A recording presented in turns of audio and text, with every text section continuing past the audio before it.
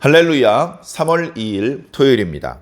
시편 43편 1절부터 5절까지 말씀을 읽고 은혜 나누도록 하겠습니다.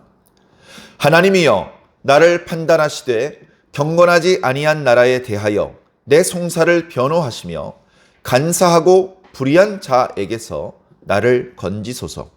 주는 나의 힘이 되신 하나님이시거늘 어찌하여 나를 버리셨나이까. 내가 어찌하여 원수의 억압으로 말미암아 슬프게 다니나이까. 주의 빛과 주의 진리를 보내시어 나를 인도하시고 주의 거룩한 산과 주께서 계시는 곳에 이르게 하소서. 그런즉 내가 하나님의 제단에 나아가 나의 큰 기쁨에 하나님께 이르리이다. 하나님이여 나의 하나님이여 내가 수금으로 주를 찬양하리이다. 내 영혼아 네가 어찌하여 낙심하며 어찌하여 내 속에서 불안해하는가. 너는 하나님께 소망을 두라. 그가 나타나 도우심으로 말미암아 내 하나님을 여전히 찬송하리로다. 아멘. 네, 감사합니다. 오늘 함께 읽은 시편은 우리가 어저께 묵상했던 시편하고 너무나 많이 닮아있는 시편입니다. 내용적으로도 그렇고 형태적으로도 그렇습니다. 그래서 아주 과거에는 이제 42편과 43편은 쌍둥이 시편이다.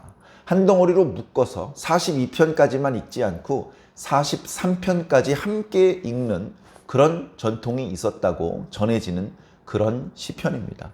내용상 참 재밌죠. 맨 마지막 구절인 5절은 저 앞에 42편 5절 그리고 11절하고 거의 형태가 동일합니다. 그리고 내용도 여전히 매우 억울하고 매우 위험한 순간에 떨어져 있는 이 시인이 하나님 앞에 간절히 탄원하는 상황입니다. 1연에서는 사막, 광야 같은 곳에 던져진 것 같은 자신의 상황을 탄식했고 2연에서는 혼돈한 바다에 던져진 것 같은 자신의 상황을 탄식했는데 오늘 상황에서는 대적들 사이에서 이제 시비가 붙어서 재판정에 서 있는 것과 같은 그런 상황을 말씀해주고 있습니다. 그리고 1연은 과거의 이야기입니다. 그리고 2연은 현재의 이야기. 그리고 3연은 앞으로 이렇게 해달라는 구체적인 간구의 내용이 담겨져 있는 그런 내용으로 구성이 되어 있습니다. 그래서 두 시편을 묶어서 1연, 2연, 3연 그렇게 우리가 이해할 수도 있는 그런 재미있는 시편입니다. 말씀드렸던 것처럼 1절을 보면 하나님께서 나를 판단해 주시옵소서라고 말합니다. 어떻게 이렇게 말할 수 있죠? 이 말은 하나님은 정직한 분 아니십니까? 하나님이야말로 가장 공평하게 판결을 내리실 수 있는 그런 재판관 아니십니까? 그런 하나님을 신뢰하는 그런 표현이 담겨져 있고 두 번째, 하나님, 저는 죄가 없습니다. 저는 잘못한 게 없는데 이 악인들 틈에 둘러싸여서 억울하게 누명을 쓰고 있는 것입니다. 그렇게 자신의 결백을 호소하는 그런 내용입니다. 이 억울한 상황으로부터 빠져나올 수 있으려면 지혜롭고 정직한 분이 재판을 담당해 주셔야 됩니다. 그분은 다름 아닌 하나님뿐이십니다. 그래서 하나님께서 직접 이 송사를 담당해 주시옵소서. 그래서 나를 이 불의한 자로부터 건져 주시옵소서. 내가 이 원수들에 의해서 부당하게 억압을 당하고 있는데 그곳으로부터 나를 건져 주시옵소서라고 간구하고 있습니다. 2절을 보면요, 참 처량하고 구슬픕니다. 하나님께로부터 멀리 떨어져 나왔습니다. 시 공간이 매우 멀리 떨어져 나온 상태다라고 말씀을 드렸었죠. 그런 상태다 보니까 참 처량 맞습니다. 뭐라고 말씀하고 있습니까? 오직 주님만이 나의 힘이 되시는데 주님께서 어찌 나를 버리셨습니까? 그러다 보니까 제가 원수의 억압을 받고 있고 지금 슬프게 다니고 있습니다. 슬픈 방랑의 생활을 지금 하고 있다는 것입니다. 기도해도 응답이 없고 원수들은 야, 네 하나님이 어디 있냐? 이렇게 말하고 있습니다. 사실 이 시편 43편 2절의 말씀은 시편 42편 9절의 말씀하고 거의 동일합니다. 42편 9절은 뭐라고 말씀하고 있습니까? 내 반석이신 하나님께 말하기를 어찌하여 나를 잊으셨나이까? 내가 어찌하여 원수의 압제로 말미암아 슬프게 다니나이까? 거의 동일한 말씀이죠. 얼마나 고통스러우면 이렇게 탄식하고 있습니까? 말 그대로 탄식입니다. 사랑하는 성도 여러분, 예전에도 그런 말씀을 드렸던 것 같은데 하나님께 원망하는 것은 좋은 방법이 아닙니다. 하나님께 원망하는 것은 신약에서도 구약에서도 좋은 결과를 불러오지 못합니다.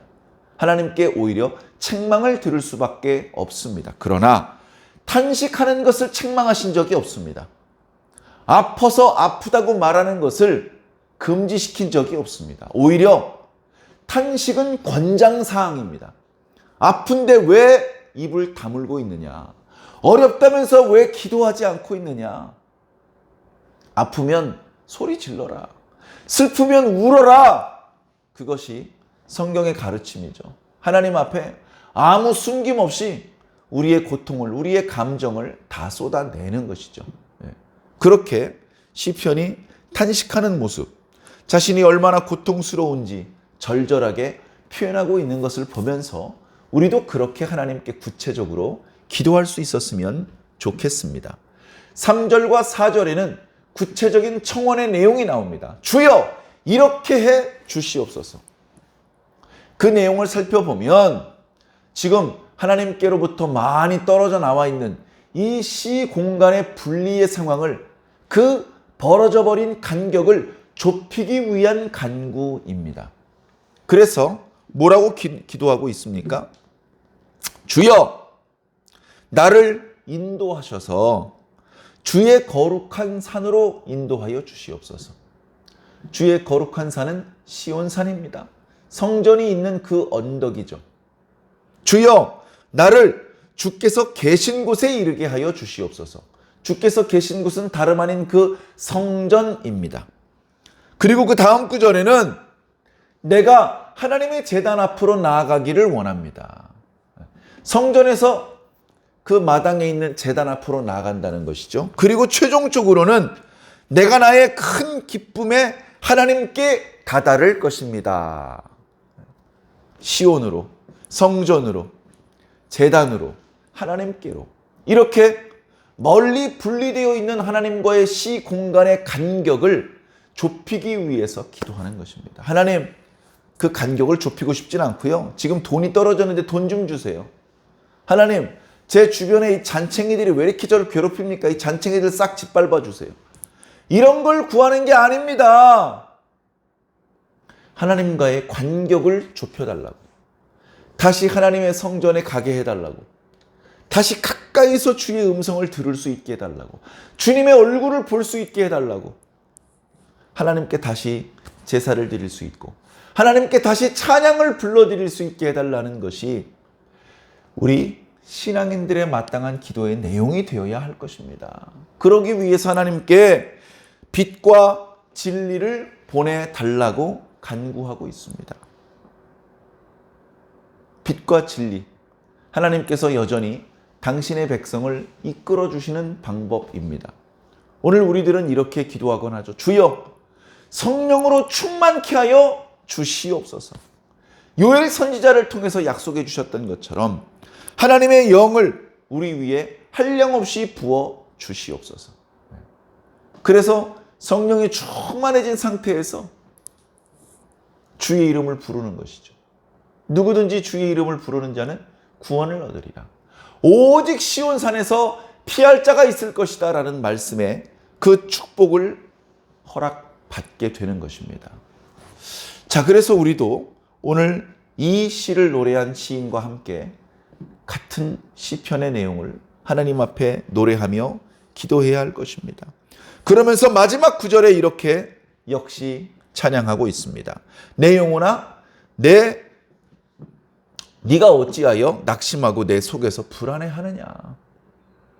너는 하나님께 소망을 두라. 하나님께서 반드시 너에게 나타나실 것이다. 하나님께서 반드시 너를 도와주실 것이다. 바로 그 하나님을 네가 찬송하게 될 것이다 라고 그렇게 고백하면서 오늘의 시편이 또다시 마무리되고 있는 것입니다.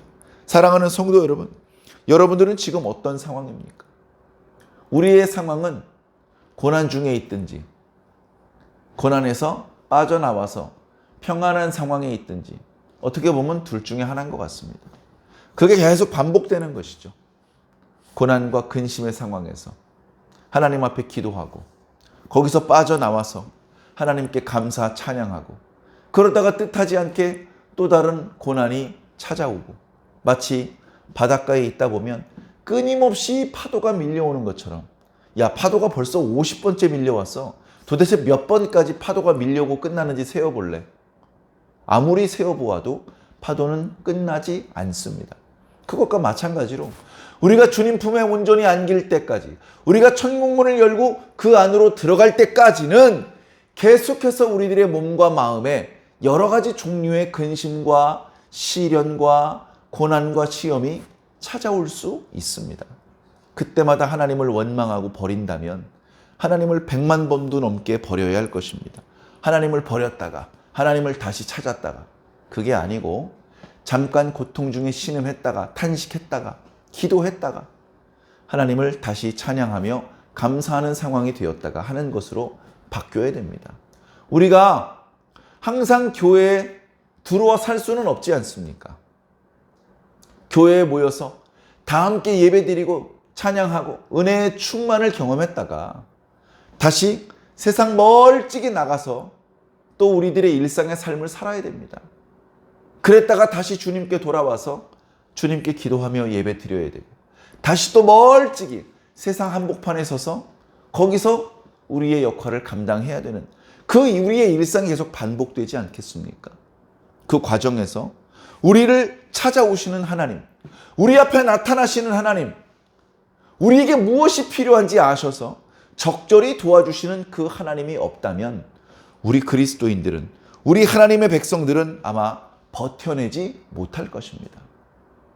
욥의 인내를 칭송하면서 우리도 인내해야 될 것을 말하지만, 우리의 기도에 응답하시고 우리 앞에 나타나시고 우리를 도와주시는 하나님의 그 은혜가 없다면 우리의 힘만으로는, 우리의 지혜만으로는, 우리가 어금니를 깨무는 것만으로는 끝까지 견뎌낼 수 없는 것이 우리가 날마다 만나게 되는 고난의 상황인 것입니다. 사랑하는 성도 여러분, 여전히 어려움이 있으시겠지만 하나님의 이름을 부르시기 바랍니다. 하나님께 소망을 두시기 바랍니다. 하나님께 올려드리는 기도를 멈추지 않으시기 바랍니다. 하나님과 분리되어 있는 이 영적인 상황을 좁히시기 바랍니다. 몸은 지구 반대편에 있더라도 영적으로는 하나님과 친밀하고 가까운 상황을 늘 만드시기 바랍니다. 피곤한 중에도 바울이 기도했고, 베드로가 기도했고, 다니엘이 기도했습니다. 몸은 하나님의 성전으로부터 멀리 떨어져 나와 있고 언약의 땅으로부터 저 멀리 분리되어 있는 것 같지만, 다락방에 올라가 예루살렘으로 향하여 열린 창을 열고 하나님의 이름을 부를 때에는 하나님이 바로 곁에 찾아와 주시고 나타나 주셔서 그의 마음을 위로해 주시고 그 마음의 근심을 해결해 주시는 체험을 하는 것입니다. 그 체험이 바울이나 베드로나 다니엘과 같은 사람들에게만 예외적으로 나타난 것이 아니라 누구든지 주의 이름을 부르는 자는 그 하나님의 나타나심과 응답해 주시는 체험을 얻게 될 것입니다. 오늘도 간절한 마음으로 하나님께 기도하시고 그 응답을 체험하시기를 예수님 이름으로 간절히 기도합니다. 아멘.